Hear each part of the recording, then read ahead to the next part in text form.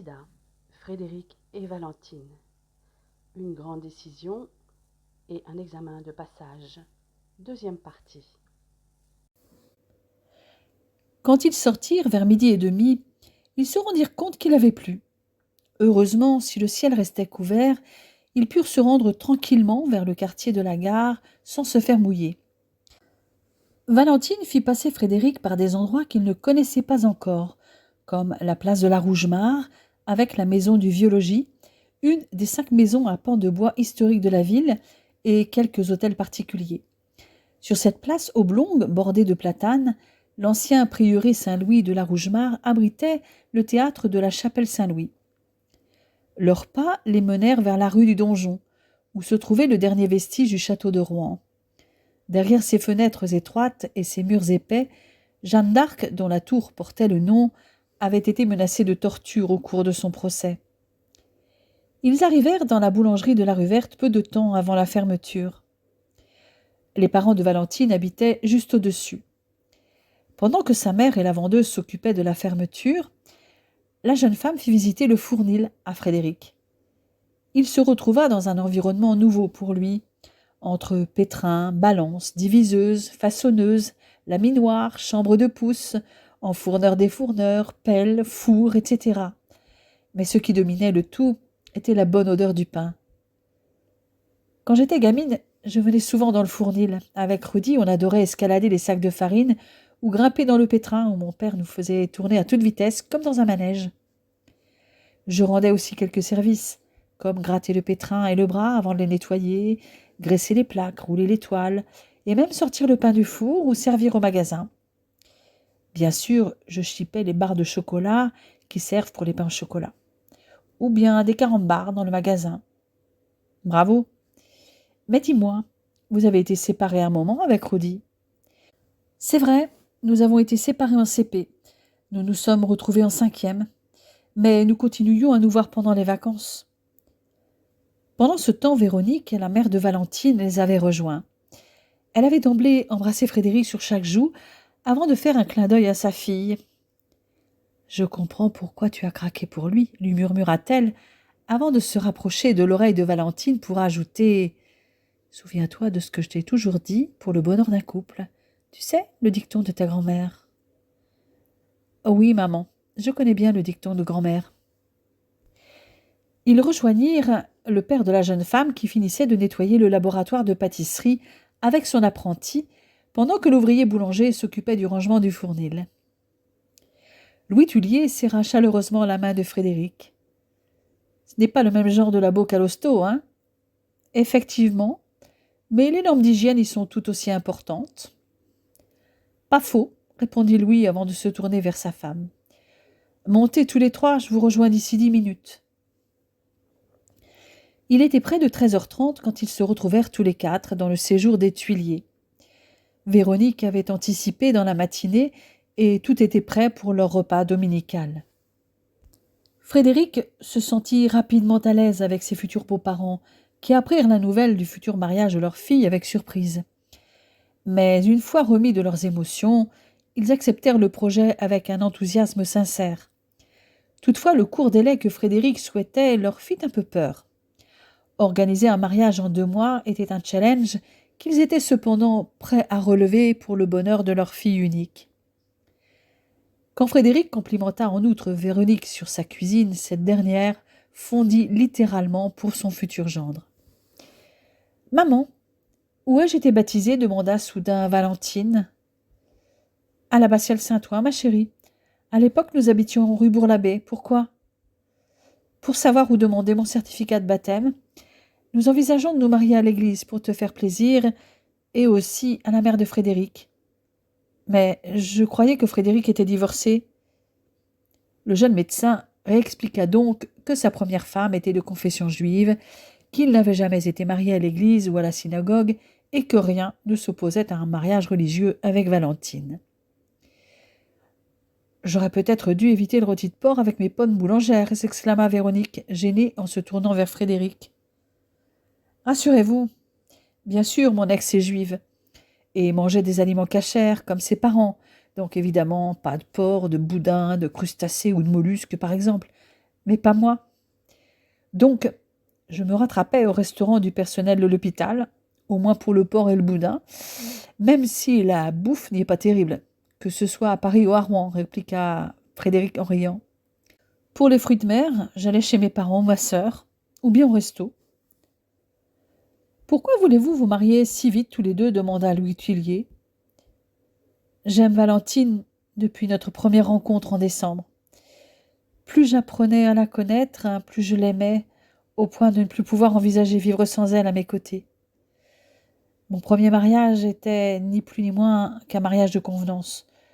Je connaissais mon ex depuis mon enfance, nous nous aimions bien. Nos pères respectifs, qui sont des confrères, voyaient un mariage entre nous d'un bon œil, mais je n'étais pas vraiment amoureux, même si je le croyais à l'époque. Et nos conceptions de la vie, nos projets de vie étaient différents. Quand j'ai vu Valentine, j'ai compris qu'avant elle, je ne savais pas ce qu'était être amoureux. Les papillons dans le ventre, le manque quand elle ne travaillait pas, penser sans arrêt à elle, vouloir la voir, la toucher, c'est ce que j'ai découvert avec votre fille. En disant ces mots, il regardait Valentine, éperdue d'amour. Ses yeux si bleus ne quittaient pas ceux de sa compagne, qui parlait le même langage. Véronique perçut tout cet amour dans les yeux de Frédéric, d'une limpidité et d'une douceur extraordinaires quand il contemplait sa future femme, qui prit la parole à son tour. Et puis, nous voulons un bébé rapidement. Mon horloge biologique tourne, papa. J'ai déjà 27 ans, Frédéric bientôt 31. Nous sommes sûrs de nos sentiments. Nous ne voulons pas attendre. Les parents de Valentine n'insistèrent pas. Ces deux-là s'aimaient profondément. Le doute n'était pas permis. De retour chez eux, Frédéric fit part à sa fiancée de son soulagement. Ses parents étaient adorables. Mais dis-moi, quel est donc ce dicton, celui de ta grand-mère sur le bonheur d'un couple? Quoi? Le dicton de ta grand-mère, que tu connais bien. Du moins, c'est ce que tu as répondu à ta mère. Valentine devint rouge comme une tomate. Je ne sais pas si je dois te le dire. Promets-moi de ne pas te fâcher. Dis toujours, insista-t-il avec son petit sourire en coin. Eh bien, ma grand-mère maternelle disait toujours que le sexe était essentiel dans un couple pour qu'il dure. Ce n'est pas le dicton, ça.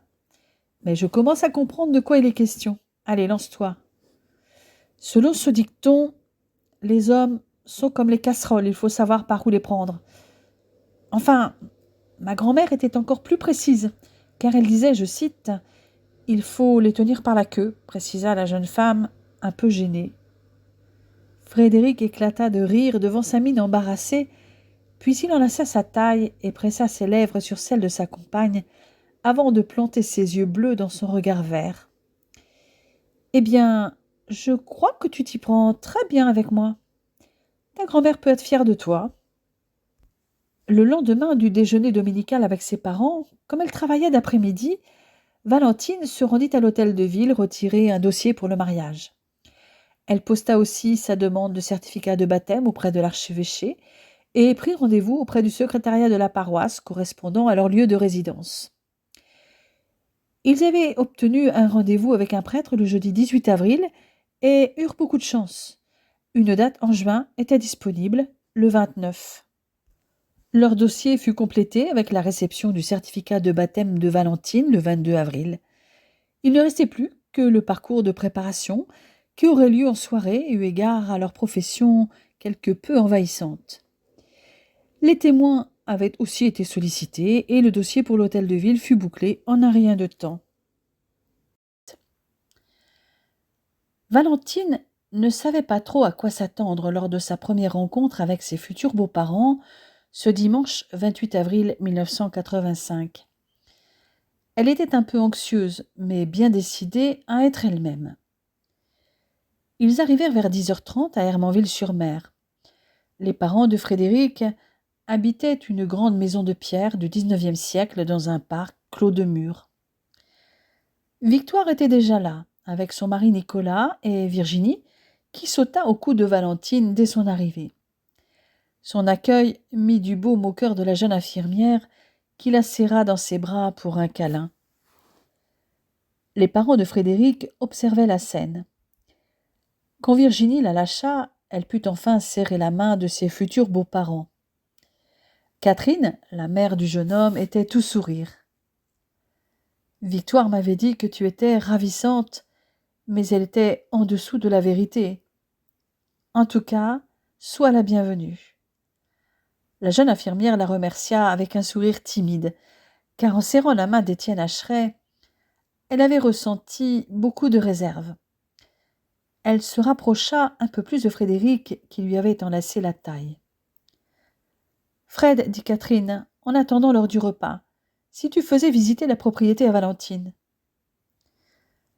« Je viens avec vous, annonça Victoire, lorsque son frère prit la main de sa fiancée pour l'entraîner dehors. Lorsqu'ils furent à l'extérieur, Victoire s'adressa à Valentine en s'accrochant à son bras. « Ne t'inquiète pas à propos de mon père. Il n'a toujours pas digéré le divorce de Fred. Ce premier mariage, c'était son rêve à lui, l'union de 2 familles de médecins. Mais l'amour ne se commande pas. Je n'ai jamais compris pourquoi mon frère s'était marié avec Anna. » « J'ai expliqué tout ça à Val, rétorqua le principal intéressé. Elle est au courant. Ce n'est pas la peine d'insister, Vic. J'ai le droit de lui faire connaître mon opinion. » Victoire poursuivit sur sa lancée, malgré la mine renfrognée de son frère qu'elle fixait du regard.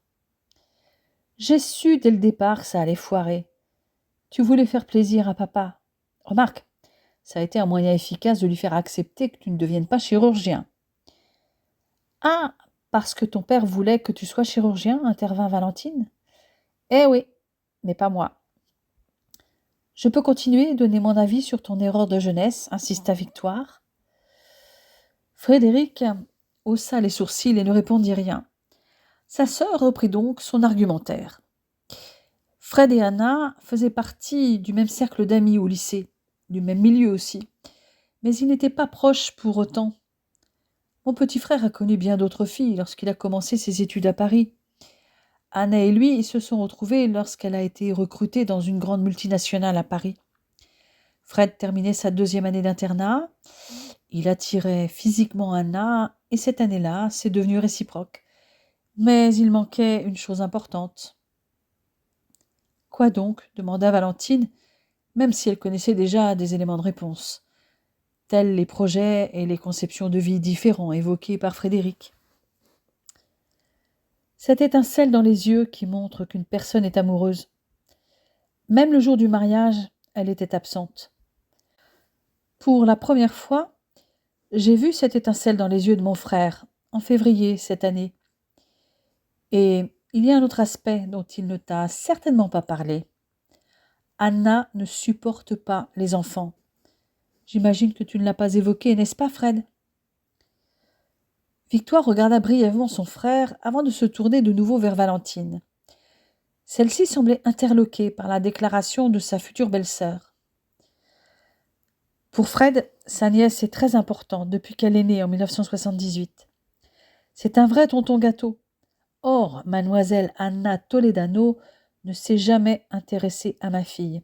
Pire, elle évitait tout contact lorsqu'elle était bébé, comme si la petite allait lui vomir dessus ou lui refiler une maladie.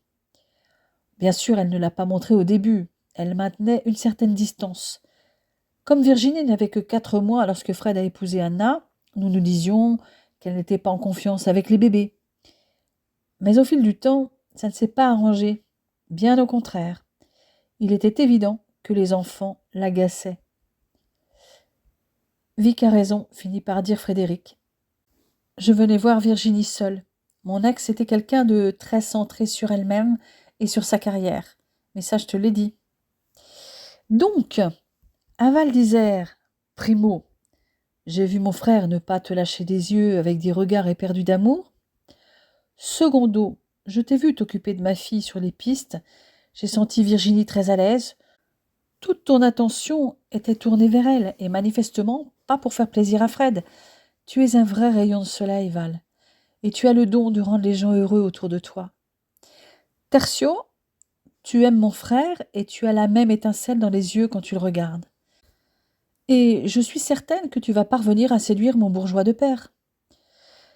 Merci, Victoire. Je l'espère, Mais ce qui m'importe, c'est Frédéric. Et tant pis si mon futur beau-père ne m'apprécie pas.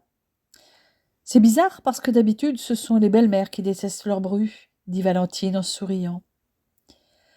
De ce côté-là, pas de problème, rétorqua Victoire.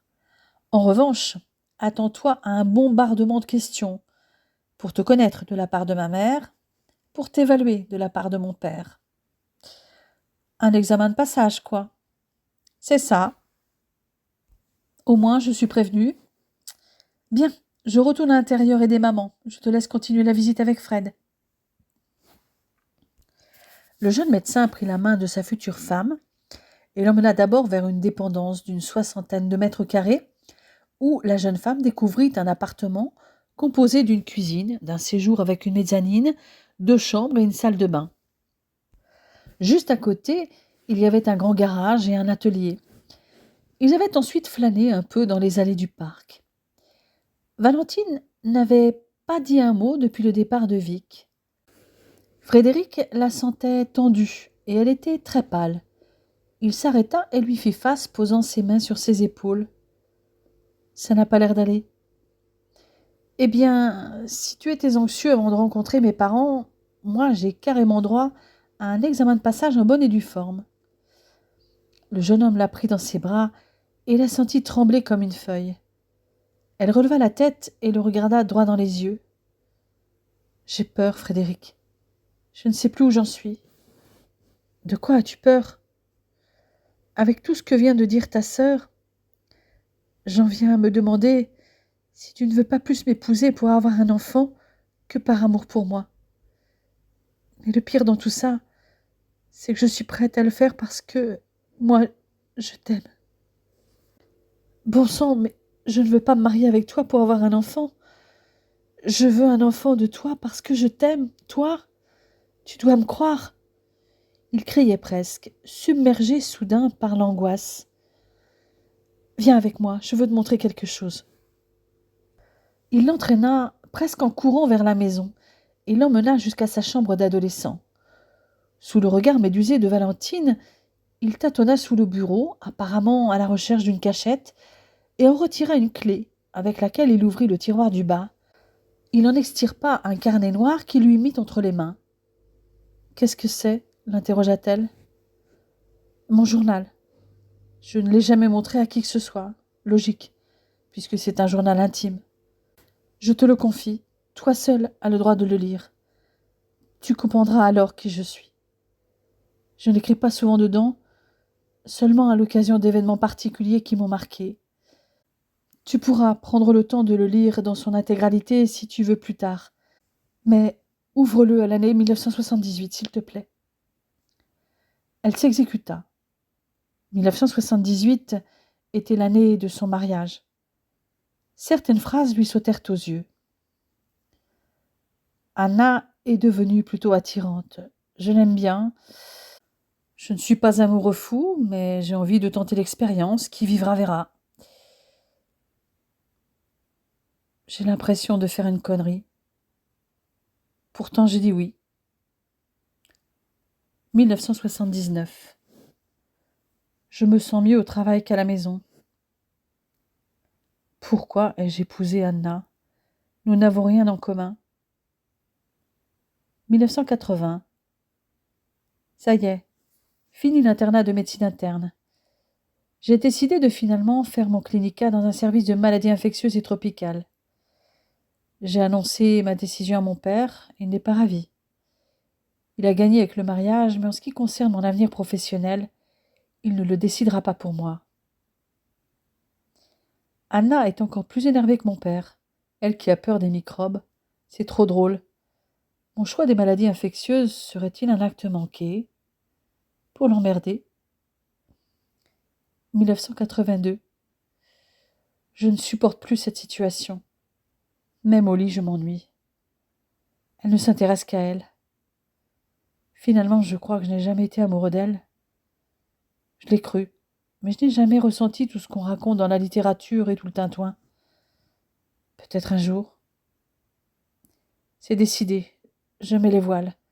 Je pars en mission pour 1 an aux USA, à Baltimore, pour travailler avec Gallo. Cette nouvelle maladie qui fait des ravages chez les homosexuels m'interroge. Janvier 1983. L'année du grand chambardement. Depuis que je suis aux USA, loin d'Anna, je me sens bien. La France me manque.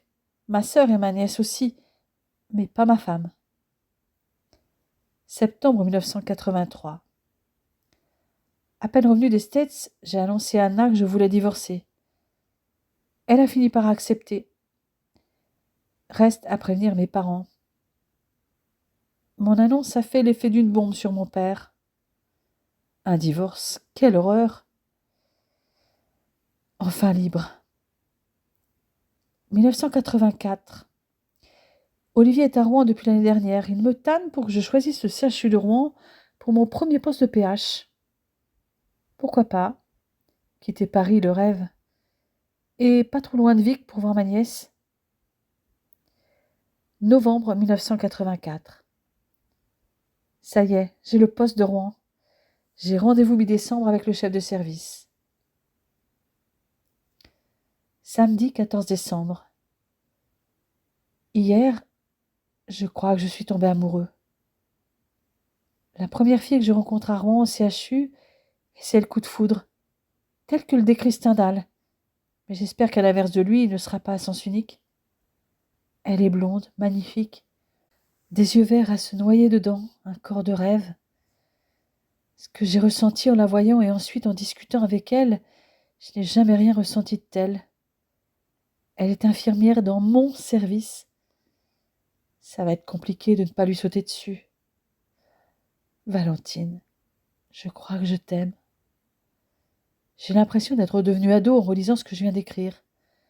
Pourtant, c'est ce que je ressens. Janvier 1985. Valentine est telle que je l'imaginais. Elle n'est pas que belle. Ce que j'aime chez elle, outre ses compétences, c'est son empathie, sa compassion.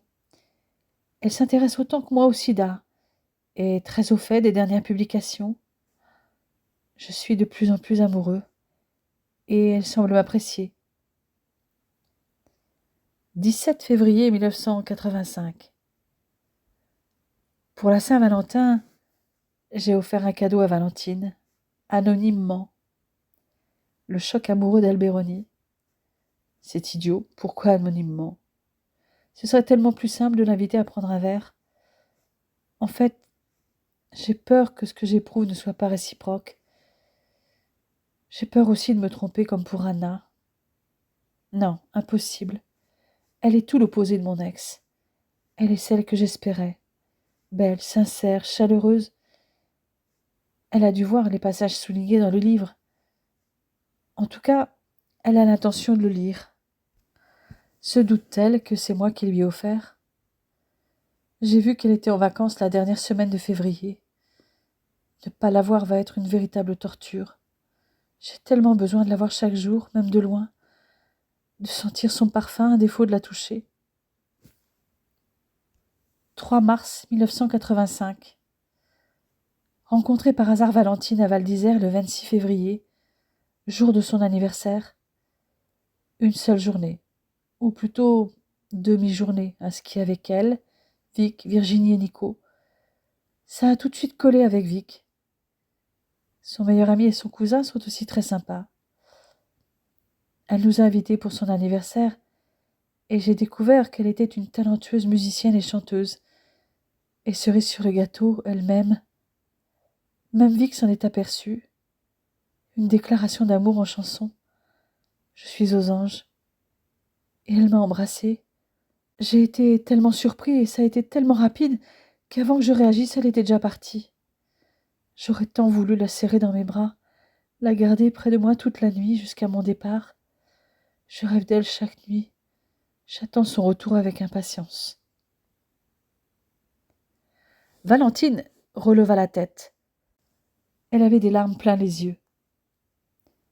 Merci de cette marque de confiance et d'amour, Frédéric. Je te promets d'être à la hauteur pour toi. Je vais le passer, cet examen de passage. Je trouverai bien le défaut de la cuirasse de ton père, et si j'échoue, tant pis. Frédéric la serra convulsivement contre lui, luttant contre l'émergence du désir qu'il sentait monter en lui.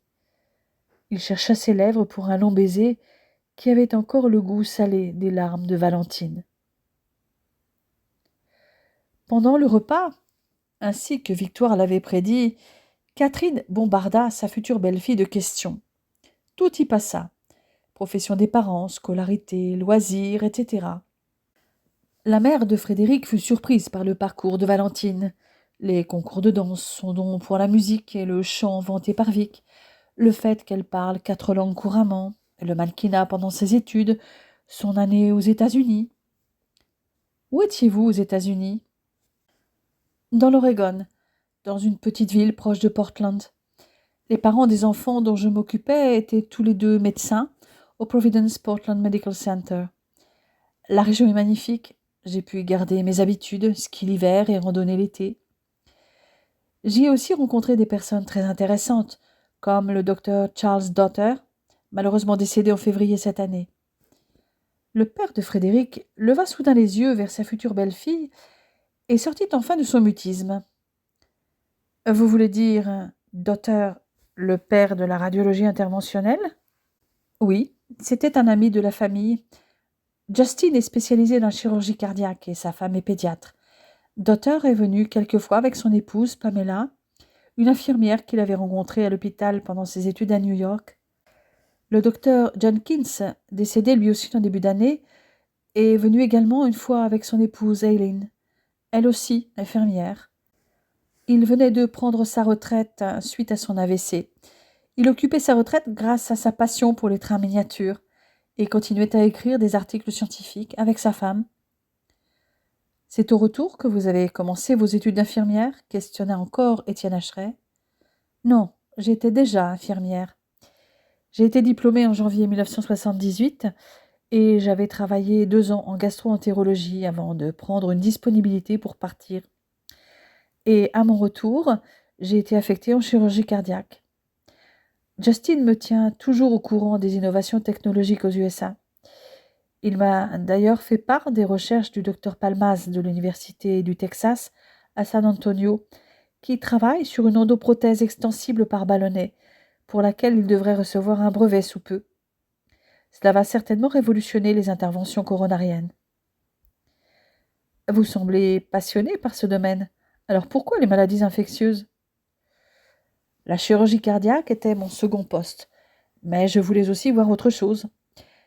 Quand, toujours grâce à Justin et sa femme Kathleen, j'ai entendu parler de cette nouvelle maladie que le CDC a appelée AIDS en 1982, j'ai tout de suite eu envie d'en savoir plus. Et quand en 1983 le virus a été identifié et que les dépistages ont révélé que le sida était sans doute très répandu, avec beaucoup de personnes infectées mais sans symptômes, ma décision était prise. Les quelques 184 patients hospitalisés en France l'année dernière ne sont que la partie émergée de l'iceberg. Frédéric intervint à son tour, soutenant le discours de sa fiancée, évoquant le nombre croissant de cas. De 184 cas en 1984, le nombre allait sûrement atteindre le double, voire le triple, en 1985, et c'était la même chose aux États-Unis. Et nous n'avons pas encore une idée très claire du nombre de porteurs asymptomatiques, précisa-t-il. Il est à espérer que le gouvernement se décide enfin à rendre le dépistage obligatoire dans les fêtes pour les donneurs de sang, continua Valentine. L'enquête de Pinon et Lebovitch à Cochin a montré que 5 pour 1000 des donneurs présentent des signes de contamination par le virus. Et nous savons depuis que des receveurs ont été contaminés. L'avenir nous dira combien. J'espère aussi qu'il sortira quelque chose de positif de la conférence internationale sur le sida d'Atlanta, qui a eu lieu le 15 avril en termes de stratégie de prévention et de contrôle. Eh bien, dites-moi, vous me semblez plus que passionné par le sujet, émit Étienne Acheret. Comme Frédéric, et à juste titre. Nous ne sommes qu'au début de ce qui sera certainement une énorme épidémie. Ce nouveau virus vient d'être découvert, mais vous savez comme moi que les bactéries et les virus ont une capacité d'adaptation hors pair. Et les virus sont des champions en la matière. Un exemple simple, celui de la grippe, qui mute régulièrement. Dis donc, Frédéric, tu nous as ramené une passionnariat. Je commence à comprendre ce que tu y trouves. Elle n'est pas que belle. Et tu n'es pas au bout de tes surprises. En tout cas, elle m'en a dit plus sur les raisons de choisir cette spécialité que toi, lorsque tu as décidé d'être infectiologue. Parce qu'un enfant a toujours peur de décevoir ses parents, réagit aussitôt la jeune infirmière. Il ne peut donc pas nécessairement dire tout ce qu'il aurait envie de dire et comme il voudrait le dire. Moi je peux, car je suis encore une étrangère. Peu m'importe que vous n'appréciez pas mes propos. C'est Frédéric que je veux épouser, pas son père. Après cette saillie, un grand silence s'appesantit sur tous les convives, et Frédéric serra convulsivement la main de Valentine sous la table. Soudain, Étienne Hacheret éclata de rire, au grand étonnement de son épouse, de son fils et de sa fille, qui s'attendaient à le voir exploser. « Eh bien voilà qui est clairement dit. Tu ne m'avais pas prévenu qu'elle était aussi avocate, Frédéric. En tout cas, quand il s'agit de te défendre, elle est bien plus efficace que ton ex. Et vous, Valentine, autre chose peut-être. Je vois que vous avez la langue bien pendue et que vous défendez becs et ongles ce qui vous semble important, mon fils en tête de liste a priori. Il y a d'autres causes ou sujets qui vous sont chers? Oui. Il y a des valeurs pour lesquelles je ne suis pas prête à transiger. Les mêmes que les vôtres, je présume. Celles qu'on retrouve dans l'éthique médicale.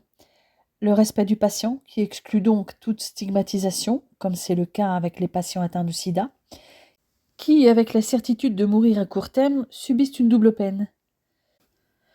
La tolérance envers les autres, quel que soit leur choix de vie, dans la mesure où ils ne contreviennent pas à la loi. Et d'ailleurs, le sida n'est pas que la maladie des homos, des prostituées ou des toxicos. La bienfaisance, car la douleur et la souffrance morale doivent être prises en charge correctement. Cela inclut l'accompagnement de fin de vie, quelle que soit la maladie causale. Et bien sûr, l'équité dans les soins. Je peux t'assurer qu'elle met ses principes en application et qu'elle ne mâche pas ses mots envers ceux qui ne le font pas, intervint à nouveau Frédéric, fier de sa future femme. Dès le premier jour, et je n'étais pas encore en poste, je l'ai vue s'opposer à ce qu'on appose un signe distinctif sur la porte des patients atteints de sida, comme le proposaient certains soignants. Je la revois alors balancer que cela lui rappelait le régime nazi avec l'étoile jaune et surtout le triangle rose pour les homos. Je vois, ça me plaît. Frédéric saisit de nouveau la main de Valentine sous la table et lui fit un clin d'œil. À partir de ce moment, l'atmosphère fut complètement détendue. Il fut surtout question de l'organisation du mariage. Les parents de Valentine possédaient une longère à Andé, sur les bords de Seine, où se trouvait également un établissement proposant des salles de réception et une vingtaine de chambres, le tout dans un grand parc de plusieurs hectares. Ils connaissaient bien les propriétaires et un arrangement était possible pour le 29 juin, date fixée pour le mariage des deux tourtereaux. Il fallait une réponse rapide. Un traiteur de leurs amis pouvait se charger de la restauration et le père de Valentine se chargeait du pain et du gâteau.